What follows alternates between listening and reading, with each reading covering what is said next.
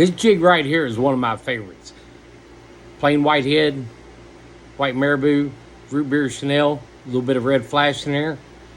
Pretty fancy, pretty flashy, but at the same time, it's not really. This jig is known as the Cedar County Slut. Come along, watch me tie this jig up. Tell me what you think about it. Should I add something different to it? Should I do something different to it? Let me know, leave me a comment, tell me what you think. All right, so in the vise, we have got a 1/8 ounce freestyle head.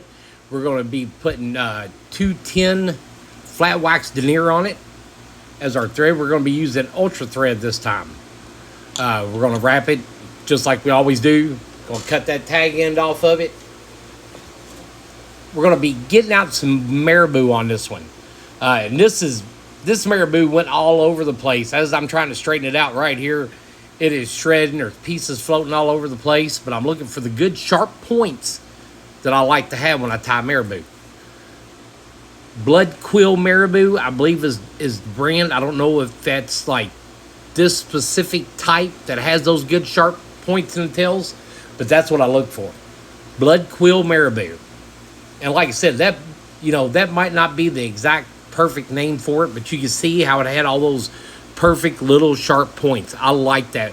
If I could get all my marabou like that, I don't know if I'd ever go back to tying with tackle ever again, to tell you the truth. It makes for a very nice looking jig, very well proportioned, very, very well tied. It's going to have a lot of action underneath the water. You let that jig sit there and that tail's going to pulsate. It's going to move back and forth with the waves, the current. A little snap of the rod tip going to make that tail go crazy. So don't ever overlook marabou. As much as I don't really care to tie for it with it, it's got to be one of the best materials you're ever going to be able to get a hold of. I can promise you that. It makes a very nice jig. So we're going to wrap that body up, get it as tight as we can. I don't have to worry about all these fibers being wrapped up good as I'm tying it in, because I know I'm going to put more thread around it when I'm putting on the flash. And also the Chanel I'm going to be using is kind of a reddish, brownish color to be root beer Chanel. So it's going to hide a lot of that underneath that you don't get all tied in real good. So we got our Chanel. We're getting it tied in. Get it wrapped good and tight. And we are using Pearl Chanel, medium in size, root beer in color. So we got that Chanel tied around. We're going to wrap the bobbin. We're going to turn it on the other side of the Chanel. We're going to wrap it against the head. We're going to get it in there pulled nice and tight. This is where we're just going to swap it. We're going to cut it off. Give it a couple more wraps because I kind of want the neck a little bit red on this one. So that way it kind of matches the eyes and the flash that I got in it. See how the red's starting to show right there behind the head? That's what I'm after. Going to snip that thread off of it, and we're going to get this thing ready to put some eyes on.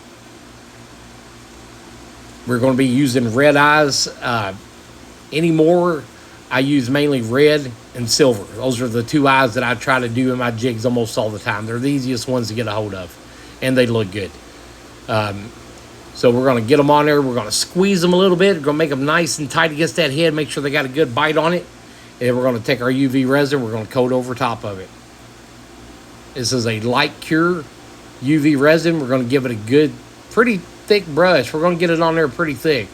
We're going to be sealing the paint, sealing the threads, and sealing the eyes all at one time. So that way I don't have to go back and put a little drop of glue on those threads. That UV resin is going to hold it as good as any kind of glue you're ever going to put on it. Going to hit a little bit with the UV light just to make sure it don't run on me. We're going to take it out of the vise. We're going to lay it in there the other way. We're going to get a good look at it. I like that one. That's a crappie killer right there. The Cedar County Slud. That jig was named by my pro staff team, Team Livingston. Thank them for that. Let me know what you think. Thumbs up, thumbs down.